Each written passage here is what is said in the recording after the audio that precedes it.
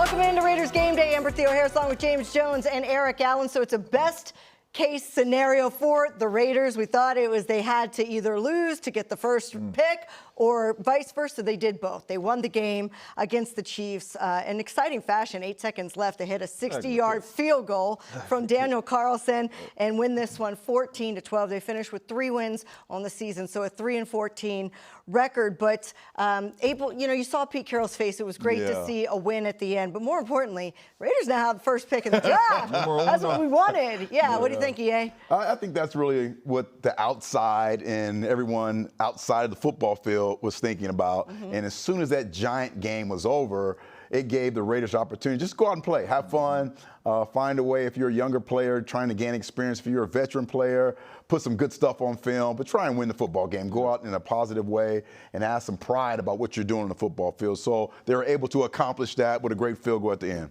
Yeah, a couple things came out of the day. Number one, you walking into the locker room and you saying, we won. We won for real. Feel good walking off the field. It's been a long finally. time. You don't have another game next week, but you walking off the field and you won. Number two, we got a lot of options now. Got a lot of options. You got the number 1 pick. What we going to do? You going to keep it? You going to trade it? You going to get some picks? What we going to do? I'm asking all y'all. What we going to do? We're going to get into that. We're going to get into that for sure because they're sitting in a very powerful position right now. Let's take a look at the draft order. It's going to be in Pittsburgh, April 23rd. It kicks off, and the Raiders, they are on the clock. The number 1 overall pick, the Jets, Arizona after them, Tennessee, the Giants, Cleveland, and Washington. By the way, the first 7 are locked. Now, it's projected that the Saints will be at 8, Chiefs at 9, and the Bengals at 10. So actually the loss for the Chiefs helps them out. They get a little bit higher. They get a top 10 pick now. But when we're looking at that, you can say the top 3 teams need a quarterback. And if Dante Moore from Oregon doesn't declare for the draft, he's only 20 years old, there's really one guy, Fernando Mendoza, and the Heisman Trophy winner out of Indiana. We just saw him have a heck of a game in these bowl games. He whooped Alabama. He's making it difficult. And you're seeing some of the rankings as far as quarterbacks in the next couple of weeks coming up here. And the Oregon and the Indiana, they're 1 and 2, or 2 and 1. So a lot of importance is going to be on how these guys perform towards the end of the season. But this young kid out of Indiana is putting a lot of pressure on all teams to say, you know what, if you pass me, you're going to have some issues. So that's kind of the evaluation and the development. Everything has to be in place for these young quarterbacks. I think these last 2 quarterback classes have not been like the previous maybe 4 or 5 that are ready to play.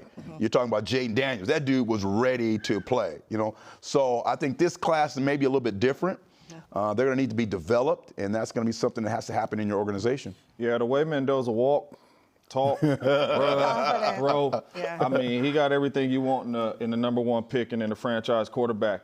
But the main thing is we seen Jaden Daniels take off year 1 because of the offensive coordinator. Right, we seen Bo Nix take off year 1 because of the offensive coordinator. We seen Drake May take off really year 2 because of the new offensive coordinator. We seen Caleb Williams take off in year 2 because of the offensive coordinator. He struggled with defensive coaches in year 1, them young rookie quarterbacks. So if we are going to take him, put the right coaches in place. Got to have a plan in place. And that's a question going forward. I mean, Pete Carroll's under contract with this team, and we'll see, if he's back next year. That's an honest question. You would hate to see another turnover in coaches because it's hard to build consistency and win. But ultimately, the Raiders organization, starting with Tom Brady and Mark Davis, have to make decisions to put the team in the best position. And like you said, if you are going to take Fernando Mendoza, having a very strong offensive mind, whether it's offensive coordinator or a head coach, is really important to his development. Taking a look at the prospects, not a lot of quarterbacks, as we said, the top quarterbacks. I mean, Dante Moore is considered by many above Fernando Mendoza. Yeah, that's what I was seeing. I mean, I don't know, but I don't know about that. I don't know either. This is according to what, ESPN, Mel Kiper. I don't know when were these put out recently. Was this after the Alabama game? No, couldn't have been. Couldn't have been. Couldn't have been. It's going to be great to see Dante Moore and Mendoza, square off. I think that's offensive line. By the way, EA, look at number 10. that's our guy. That was my student at USC, Makai Lemon. You brought him by the set when we were in Los Angeles a couple years ago. Yeah. Great young man. And he said, "Who's he?" I said, "He's going to be good." Yeah, he said he's going to be legit. I texted him when he won the receiving award for the Blitnikoff Award. He hit me back. So yeah, just a good guy. And glad to see he's up there. Big Raiders fan, by the way. Yeah, for sure. The rest of the class was going to the Chargers training camp, he said, "No, I'm going to the Raiders training camp." Silver black, baby. Yeah, maybe we'll see him one day. Let's bring in Kirk Morrison to talk more about not just this game, but also the bigger picture, which is more important at this point. Let's go out to Allegiant Stadium and Kirk. Yeah. You know, we could talk about the game, and there's some good points that we got to see, but I want to start out with what's your opinion? We just saw the rankings of Dante Moore at #1 according to Mel Kiper. We don't even know if he's going to declare. And then Fernando Mendoza. You've been watching college football. You cover college football as well. What's your thoughts? Yes. Who would you take? You know, right now I still say the evaluation is still a long ways away for both guys. I do know, talking to some of the Raiders brass, that they will be next week on location at the game between Indiana and Oregon, because the evaluation has started for a possible quarterback that they take first overall with this first pick. But if you ask me right now, I would. This is not a cop-out answer, Amber. I don't know. I really don't. And I think you're going to see both of these guys head-to-head in a semifinal matchup going toe-to-toe. Dante Moore versus Fernando Mendoza. I've had the opportunity to sit down with Fernando Mendoza a couple of times as I covered him when he was at Cal. And he is a genuine, hard-working young guy who just wants to be great, who gives all the accolades to his teammates and coaches. It's never about him. It's about us. And you kind of like that mentality from a guy that, if you watch Indiana, they'll run through a brick wall for their quarterback. And so you kind of think that that's a guy that could fit in your organization. But I really believe the evaluation is still ongoing between Mendoza and Dante Moore. I tell you, Kurt, that's a great point. Give me the alternative to not drafting a quarterback #1. That's a great question. Well, you got to think, there's also teams who fall in love with a player, a quarterback. And I think you look back just a couple years ago where the Carolina Panthers fell in love with Bryce Young. And they traded up with the Chicago Bears, and they got multiple picks. If you look at how that trade played out for Chicago and Carolina, Carolina did get Bryce Young, and they've made it to the playoffs in 3 seasons after drafting him. And then you look at what the Bears got from that. They were able to draft not only Caleb Williams, but they were able to draft a couple of offensive linemen and some players that have helped them along the way. DJ Moore was also in that trade. So I think that, look, you hold on to the pick, but also you could be open to deal that pick as well if another team out there falls in love with one of these quarterbacks and is willing to trade 3 or 4 first-round picks or 2 or 3 first-round picks in a player. I'm open for that. First off, man, smile, dog. You know what I'm saying? You just called a win. Hey, I'm already talking about draft already. We ain't even talking about these 8 sacks that we gave, that we had happening early on. And this was an outstanding game offensively in terms of just the mindset of trying to get to the next play. This was a game that did not have a touchdown. Right, and look, as a defensive player, yes, I'm excited about that, JJ. But you think about this season. They opened the season with the win at New England. They closed the season out with the victory over your hated rival, the Kansas City Chiefs. You stopped the losing streak. You've already now accomplished the #1 overall pick for next year. This is a stepping stone for 2026, and I think that the momentum is now really starting to feel it. Like, we do these interviews after the game, and sometimes you're talking about, what could have been. And now there's a different feeling around here. I've not seen a sad face in this little huddle, this little locker room area at all. Everybody's thinking about what next year is going to be about for the Raiders with so much momentum from this game. Kirk, though, you talk about people fall in love with a quarterback, and if Dante Moore doesn't declare, there really is what most people think, one quarterback in this draft. And the Raiders have to make the decision. I mean, it's true. And the last time that happened, if you remember, it was maybe 4 years ago, where teams that need a quarterback are always going to reach. Like Kenny Pickett was the only quarterback taken in, what was it, the 2022 draft? And, you know, he was not a first rounder. So if somebody falls in love with Fernando Mendoza, maybe the Raiders don't. Like, they have to know that he is their guy and really fall in love with him, because if they don't, they are reaching, and then they could get a haul back, and there's so many holes. Correct. Could one approach be, look, you could get 3-4 first rounders. If you think Trey Lance got 3 a couple years ago, you could take those, and you need a lineman, you need linebackers, you need corners. You fill those holes, and then maybe next year that's supposed to be a big quarterback draft. Then you get your forever quarterback. Is there a different way to build this? Might not make Raider Nation super excited that they might have to wait another year, but it might be the smartest thing for the team. Yeah, I think that's what I've been hitting on, is that there's multiple ways of how the Raiders can go. But when you have that first overall pick, you can make what you feel is the right decision for your organization. I will say this. I was on the last team for this Raiders organization that had to pick number 1 overall, and we chose Jamarcus Russell. And early on, you can see that it just wasn't a good fit. He didn't have a successful career for the Raiders, and if you don't hit on that first overall pick, it does set the franchise back for many years, because you're trying to play catch up to find that guy, that quarterback especially. We didn't find a quarterback until we drafted Derek Carr after that. So it was kind of a cycle where we went through Jason Campbell and Carson Palmer. You can go through the list of quarterbacks. And so that's why getting this pick right is so important, whether it's a quarterback or building to the following year and getting a quarterback.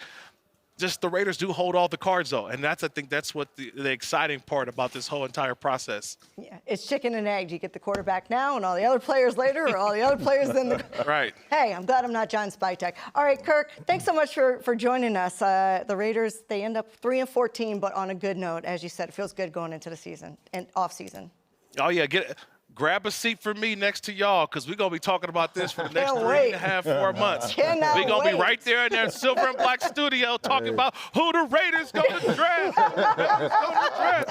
It's exciting. It's a great place to be. All right, thanks a lot, Kirk. Appreciate it. We're going to take a break here on Raiders Game Day. When we come back, Pete Carroll takes the podium. Man, was he excited at the end of the game. That was great to see a future Hall of Fame coach feeling great after that win. He's going to talk soon. Raiders Game Day is brought to you by America First Credit Union, the official credit union of the Las Vegas Raiders. Allegiant, the official airline of the Raiders. Low fares, nonstop flights, only at Allegiant.com. Modelo, a reward for those with a fighting spirit. Modelo, the mark of a fighter. Drink responsibly, imported by Crown Imports, Chicago, Illinois. And by Cox, proud partner of the Las Vegas Raiders. Welcome back. The Raiders win their final game of the season over the Chiefs. They win at 14-12 on a last-minute field goal. They now finish the season 3-14. A lot of questions going forward, but Pete Carroll was excited to get the win, and he's at the podium at Allegiant Stadium. That was fun.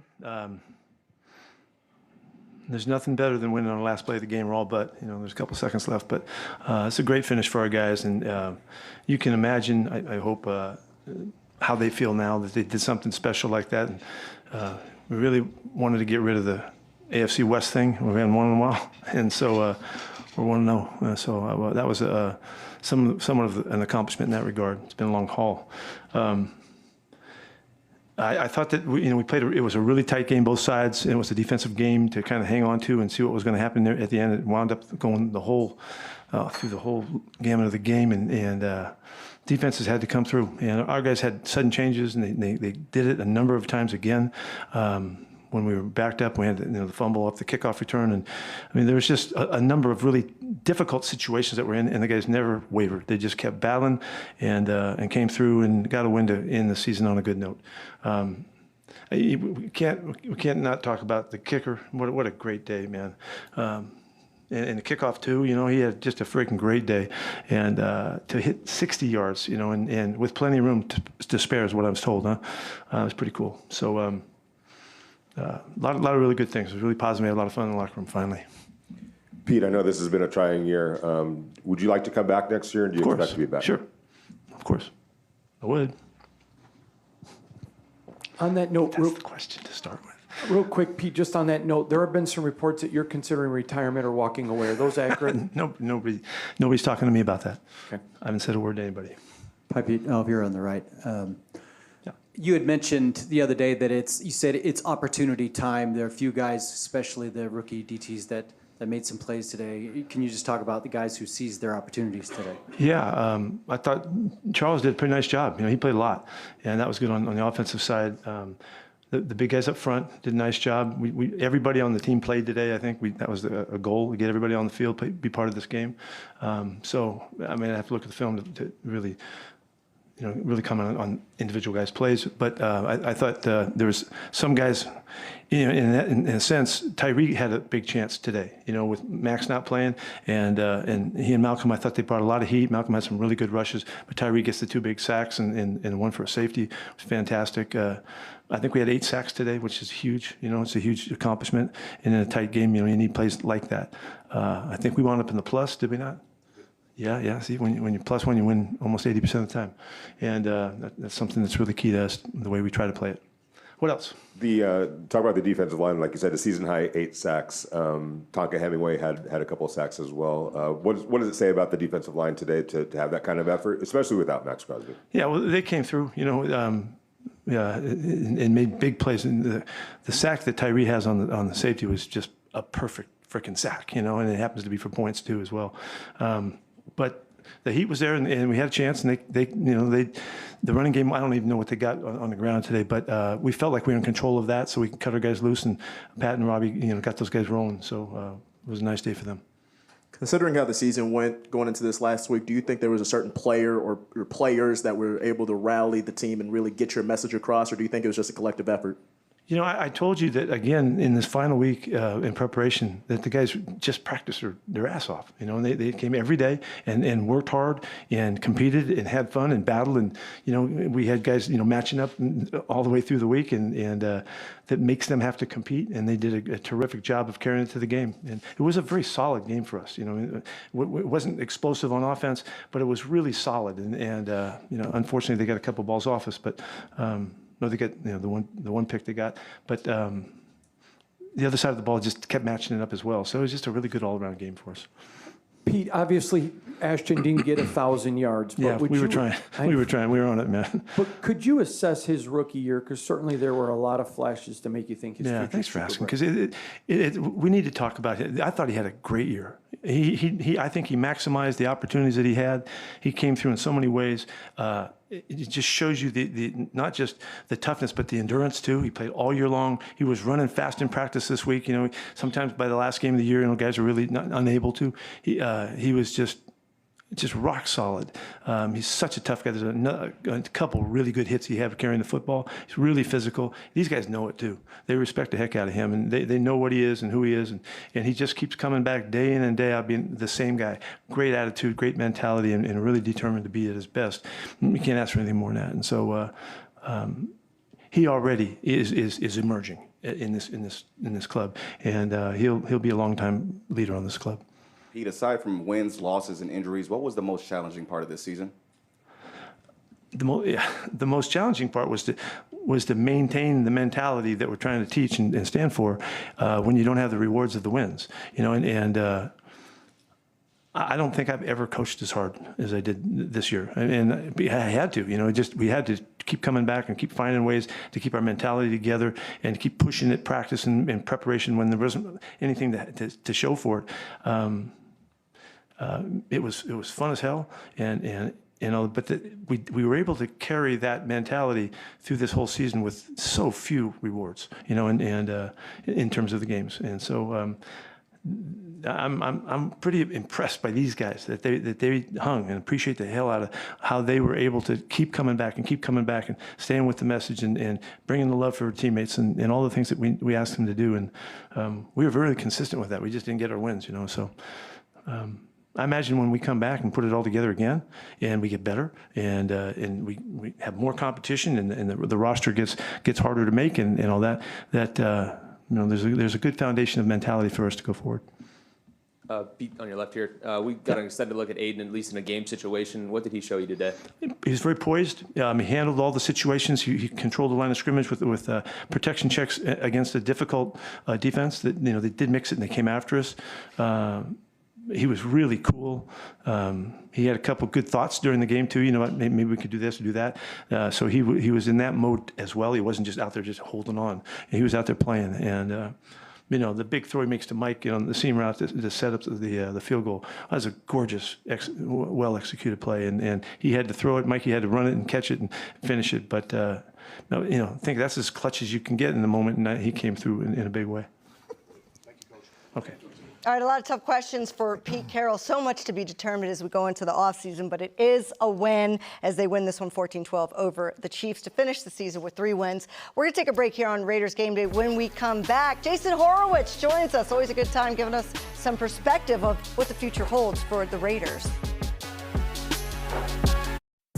This segment of Raiders Game Day has been brought to you by America First Credit Union, the official credit union of the Las Vegas Raiders.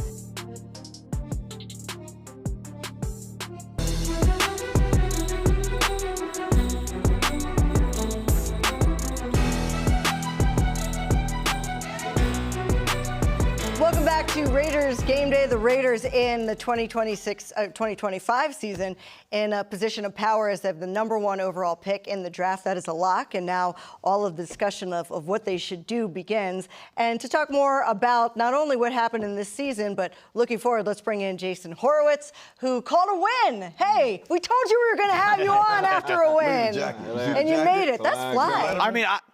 I mean, I have called wins before, and whether or not you guys bring me on after a win's a different story. But, yeah, it's kind of a nice thing to get to do both. It is. And look, I mean, I think we've been talking so much about the draft, but I do want to ask you about this game of what we saw, because the goal was to see what you have for the future. You want to evaluate as much as you can. We did see some of the young linemen get in. I kind of was questioning why we're seeing targets, to Trey Tucker and Tyler Lockett when I would have liked to see, Dante Thornton and Jack Besh. But what was your take of what we got to see from the young guys? Well, I'll get back to the receivers in a second. You saw the defensive line have 8 sacks, right? Devin White had a couple of those, but I mean that is a massive number, right? The Raiders come into today with 29 sacks on the season, and 10 of those were from Max Crosby. And I know the Chiefs were down a whole bunch of linemen, and they were only starting 2 of their regular starters, but we've seen the Raiders have been able to take advantage of that during the course of the year. So to come in and actually do that today, Tyree Wilson looked like a guy who was picked 7th overall, and we haven't really seen that a lot in his young 3-year career, but today he was a dominant football player, and I think that was nice to see. Tonka Hemingway had sacks in 3 of the final 5 games. He had 2 sacks today. He was active the last 5 games. So, he came on as the season went along. We saw J.J. Pegues play the second half of the season. So all that came to the forefront today. And, I know they were playing Chris Oladokin and Shane Buechele, but the Chiefs did not have 180 yards of offense. So that's a positive. Eric Stokes had another good game. He's played really good games all year long. So on the defensive side of the ball, you had a lot of really good things today, and something you should be happy about going into the offseason. And to your point about the receiving core, I think what you just said kind of speaks volumes to where they're at. And so, yes, everyone's going to be excited about Ashton Genty and Brock Bowers, and Michael Mayer came on the last couple games of the season and maybe going into next year. But there's a lot of changes that have to happen in the wide receiver room. Put your GM cap on, big dog. All right, because this game over. We on to the next now. What's your plan? What you doing? You got the #1 overall pick. You are the GM. You've called all the games this year. You know the holes in the roster. You know what this team may need. Yeah. You the GM. What's your first move? Well, the actual one is standing to my left, having a conversation with some of our colleagues. So, no, I think it's obvious, right? I mean, everybody, you don't get the #1 pick very often, and the fact is, and everyone knows it, that the Raiders don't have the franchise quarterback on the roster at the moment. So you're going to go into this offseason, and you're going to look at the Heisman Trophy winner, Fernando Mendoza, who just carved up Alabama in the Rose Bowl.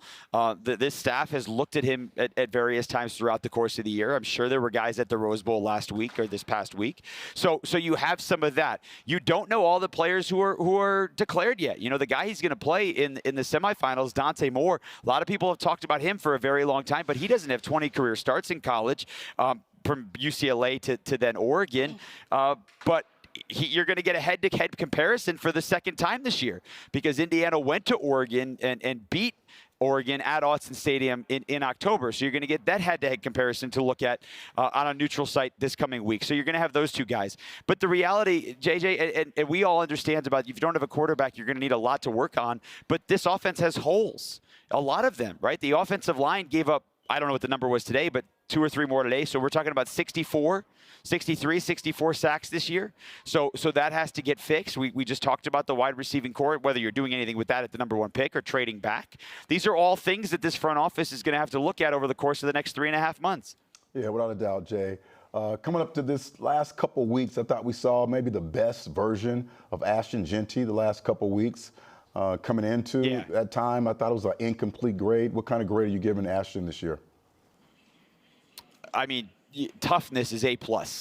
You know, and I know that kind of sounds like, of course it is. He's a running back who bounces off of people. But we listened to Pete Carroll's press conference, and someone asked him how he would grade Ashton Jeanty's rookie season. And, you know, the amount of tackles that he made miss behind the line of scrimmage, it's just a massive amount, you know. And I think Ashton Jeanty proved that not only is he a tough runner to bring down, if you can get him to the second level, how many times, did we see him run over a linebacker or a safety or a corner? The question is, can you get him to that second level more? And that'll be something they're going to have to work on in the offseason. But I thought his ability to pick up the blitz, I thought his ability in pass protection grew as the year went on. We saw it a lot today. Obviously, out of the backfield, 5 receiving touchdowns, tied an NFL rookie record for a running back. So I think I would give Ashton Jeanty a really positive rookie grade, and I'm very excited to see what he's able to do with a different offensive line and maybe some different players next year. Look, obviously there's a lot of chatter, and Pete Carroll was just asked about his job and asked if he wanted to stay, and he said nobody's talking to you about retirement, and he answered it very, very honestly. It seems like he wants to be here, and he's under contract, and nobody's really talked about it. You've been so close to the team, traveling with them. Nobody's talked about how when you have a 2-win team going into the final week of the season, usually throughout the season we hear rumblings of, oh, he's losing the locker room or there's mutiny. To Pete Carroll's credit, they really kept the team together. There was none of those rumors, and I think we got to give him some credit for that. And then kind of a double-barreled question, what do you think goes into this decision? It's a tough position to be in for the Raiders organization. I mean, he's so positive, right, by nature, and that positivity has worked for him for the last 25 years, and USC and Seattle, and that positivity is something he is constantly preaching, and obviously the competition that we've all heard about so much. So I just think that's who he is, and it's worked for him, and he's 74 years old, and I don't think he's going to change that, and frankly, we could all use some more positivity. And we all have looked at this. We all understand what a 3-14 season is, and you don't get the number 1 pick by things going well. So I think everyone gets that. I am a fan of positive reinforcement, but obviously there are a lot of things that have to be different. Nobody thought this was the type of season this team would have. Nobody talked that this was a season that was going to be a complete rebuild until you were into end of October and then November and coming out of the bye week where they lost to the Chiefs 31-0. So I think I just think it kind of steamrolled from there. But Amber, to your question about him ability to keep the guys and talk about their positivity despite all the losses piling up again, I think there's some major truth in that. All right, we appreciate it, Jason Horowitz. It's going to be a fun off-season as we continue to talk about who the number 1 overall pick. It's going to be very busy for all of us, and we look forward to it. We love talking about the Raiders organization. Well, and don't forget all that money, right? The Raiders have a lot of cap space, too. So we haven't even talked. That's a big part of this, too, free agency before the draft. Great point. They got about 120 million some in cap space. I mean, that's another. We're talking about the draft. They've got a lot of work to do in free agency as well. All right, Jason. And that doesn't even take into account the extra that Kirk and I are going to get. So, that doesn't even count against There's going to be so left over for all of us. Hold on, man. You can't come on our show talking about you and Kirk. You ain't going to add us 3 in the mix? Like, we ain't been on here with you. Oh, no, man. Hey, strike number 1. Yeah, that's right. Hey, Jason, it's been, by the way, great job this season. It's always fun to hear you and Kirk. You killed it this season. Great job, and we can't wait to see you next season. See you guys soon. All right. Take care. Going to take a break. When we come back, we're going to talk about that $120 million in cap space and just take a look at the Raiders offseason. We're going to preview what could happen over the next 6 months. That's coming up next right here on Raiders Game Day.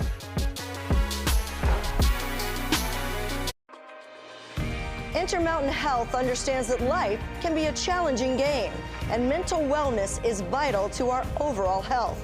It takes courage to admit when we're not okay, and even more to reach out. If you or someone you know is struggling or in crisis, call or text 988 or visit strongestplay.com for mental wellness resources.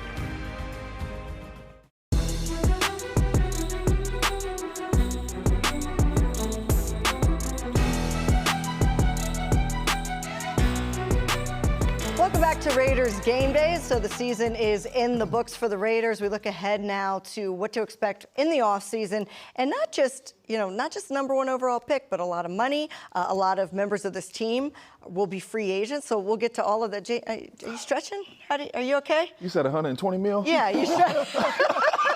Hold on. Let me go get some of that. You gonna do your 40? Loosen these hammies up real quick. Hold on. Those hamstrings. Change the name. Time to go 120 mil. I need some of that. Yeah. Be like, who's Leon Jones? He's at San Jose State. He looked experienced out there. He looks experienced. A little gray in the beard. All right, let's take a look at one big number for today. And this one was easy. Number 1.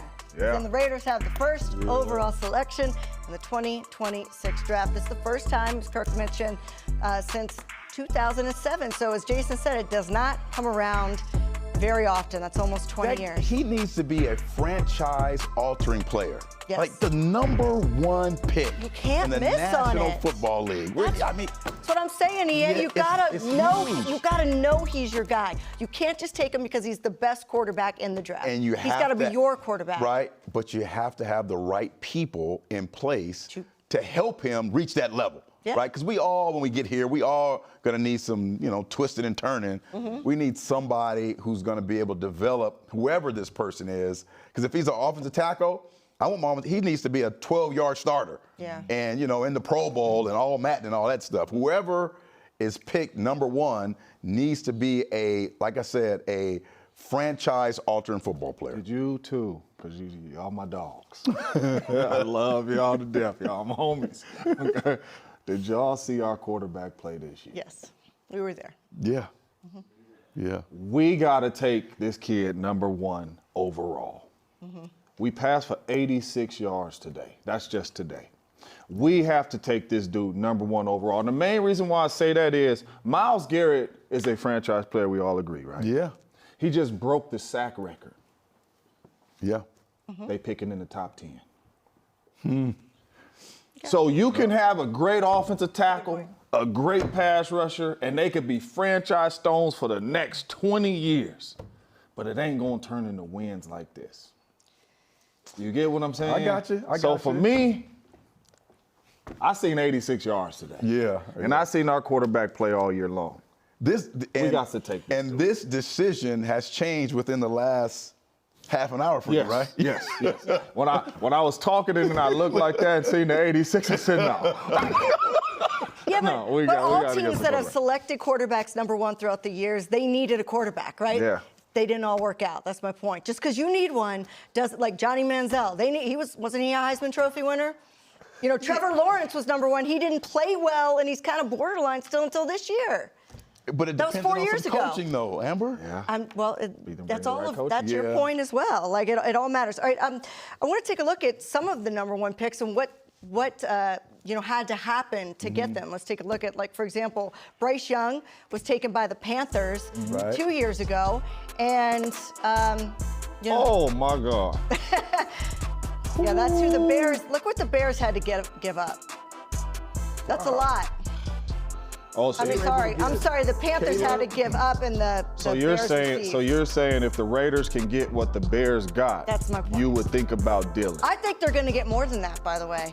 I think if you gave up 3 first-rounders for Trey Lance, that's what the 49ers, did a couple of years ago. Why couldn't you get 3 first-rounders when there's 1 quarterback? But so now, Remember, there was 2 quarterbacks in that draft. if you could have gotten Bryce Young or C.J. Stroud. Right now, there's one quarterback because Dante Moore hasn't come out. And the only reason I say so, C.J. Stroud has been in the playoffs every single year, and Bryce Young is in the playoffs this year. We threw for 86 yards. Y'all's not hearing me? I don't know. I know y'all close to me. Your earpiece is over there, so you good. Is your earpiece on side? I heard you. 86 yards. We played 4 quarterbacks or 3 quarterbacks this year? 3. We played 3. We rotated 3 quarterbacks. And last year was O'Connell and Minshew. And yeah, we know. The offseason draft assets, here's what we have. Let's take a look at what we have for this year. They're breaking it down. Yeah. The staff is on this one. They're on this one. Shout out to Alex and Peyton and Keaton and everybody in the back. We have a lot, right? So there's an opportunity to get some really good players. As we know, just because we don't have 2 first-rounders, you can get really good players in the second, third, fourth. And that second pick, that second-round pick is going to be like a first-round pick. Yeah, it's going to be high. Yeah, it's going to be high up. So we do have draft capital. Also, you know, you got free agency. You got $120 million in cap space. I think also offensive line is you can get receivers, you can get offensive line. Those positions are great to fill through free agency. Yeah, the free agent has to be not system players, like does he fit in the system? Those guys have to be dudes where you can get them, and it doesn't matter what system you're running, ABC system, and they're gonna ball out. That's kind of guys that is a great point. Yeah, we paying you all this money. You ain't gotta be no zone team, no man team. You make plays, but we gotta attack one side of the ball though in free agency. Yeah. I don't want us to go offense, defense, special. No, one side of the ball. If you're thinking you're going to get this young quarterback, go all offense. Build the O-line. Get you some wideouts in free agency. Spend some money on the offense. I'd start on let's come out here and let's go. The offensive line, to me, and quarterback are the number one. You can't and I like that move forward. Yeah, you can't move forward if you don't pick those. All right, we're going to take a break. When we come back, it's been a fun season here on Raiders Game Day. We have the best of Raiders Game Day coming up next. I think he's going to be in it a little bit. This segment of Raiders Game Day has been brought to you by Coca-Cola Zero Sugar, the official soft drink of the Las Vegas Raiders. Raiders Game Day has been brought to you by Allegiant, the official airline of the Raiders. Low fares, nonstop flights, only at Allegiant.com. Credit One Bank, the official credit card of the Las Vegas Raiders. Coors Light, choose chill, an official beer of Raider Nation. Celebrate responsibly. 2025 Coors Brewing Company, Golden, Colorado. And by Twitch, watch, discover, join in. Welcome back to Raiders Game Day. We want to give a shout out to all of our crew, everybody in the control room, everybody here on the set.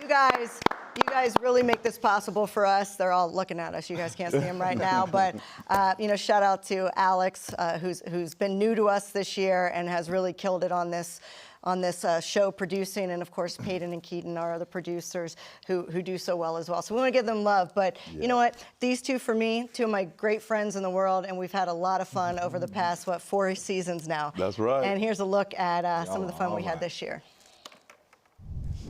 Welcome in to Raiders Game Day, the first of this season. I'm Amber Theoharis, along with James Jones, back with Eric Allen. Everybody plays hard.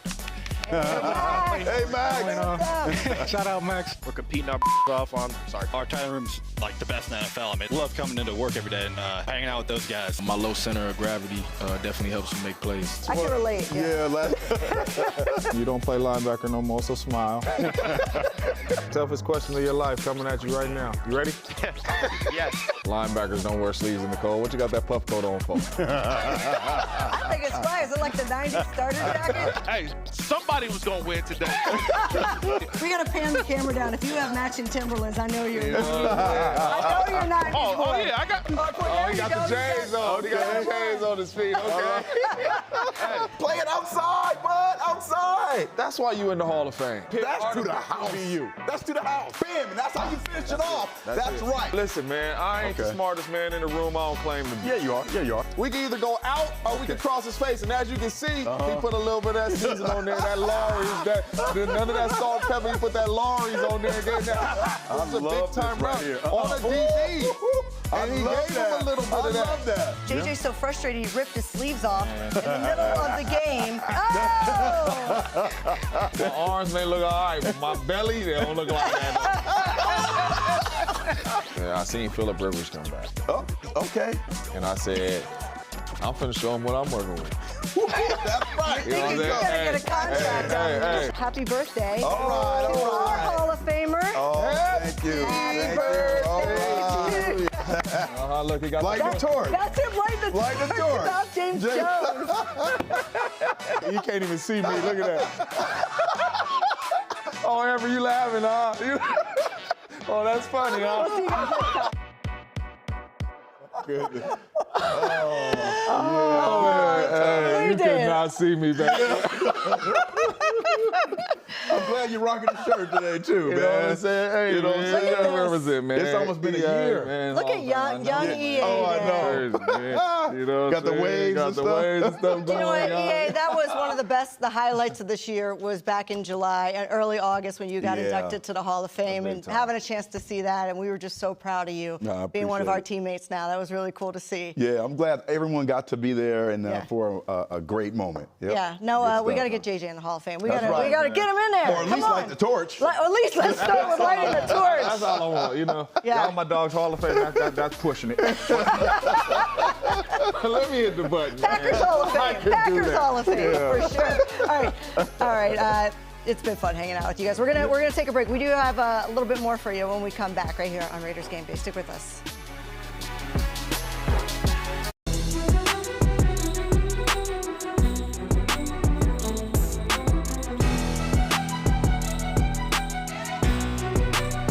Welcome back as we wrap up Raiders Game Day. The Raiders in the season with a win over the Chiefs and have the ‑1 overall pick in the draft and a whole lot of money to spend. That's a good position to be in going forward. But it was a great day at Allegiant Stadium. The in-stadium entertainment is always awesome. And there's Max Crosby getting honored. It's so great to see him out there. There you go. He was so pumped up. He wasn't playing, but he was out there with his defensive line. It was just great to see his enthusiasm. And then Daniel Emmett. He performed the national anthem, just killed it. What a great voice he had. And Brian Fowler, he set a world record for the most amount of football games going to in one season. 54 games in one season. So JJ's happy about that. I'm saying. Third Eye Blind, a great rock band of the 90s, performed there at halftime. I used to like Third Eye Blind. And look who's there. Backstreet Boys performing at the Sphere. He's a big football fan, Brian Luttrell. Okay. All right. Yeah, Mervin Fernandez. He can run. That's right. Yeah, receiver in the late big, 80s, early 90s. Yeah. Good to see the Raiders alumni. Jim Plunkett there Two-time as well. Super Bowl champ. Man, looking good out there. Super Bowl MVP. Stanford grad. What? Oh my God. There you go. He flew in. He did the Fox show and then flew in this morning in LA and came. Hey, hold on, let me say something. Good to see him. Yeah, it's good to see Let me him. clear my throat, let me say something. He was a fun rookie. Mark. He pulled the DJ pull. Hey, man, listen. The crew, no. Not the crew. We're good. Not the crew. Listen, By the guy yourself? with See the me? 54 Stay in the light. Does Amber not have light? Okay, now listen. He's out of it because he lit the torch. Hey, Come on, Mr. y'all Davis. gotta let us. Where's your camera? This one? That's my camera. Hey, y'all gotta let us light the torch. All right, me and Amber, we not bringing EA because he lit it without He already us. did it. We gotta light the torch. You guys Kudos gotta to my talk to man. JT. Kudos to my man You guys coming gotta talk to to JT. 54 games, but he ain't stood up here and did 154 shows like Amber. You know what I mean? Had to do it, and he ain't took no hits. All right, so we didn't get that fixed. Hey, you've been to 54 games. You've been to 54 games. You guys, it was so fun hanging out with you. Thanks to Raider Nation. You guys are the stars of this organization. We appreciate you, and we'll see you next year, 2026.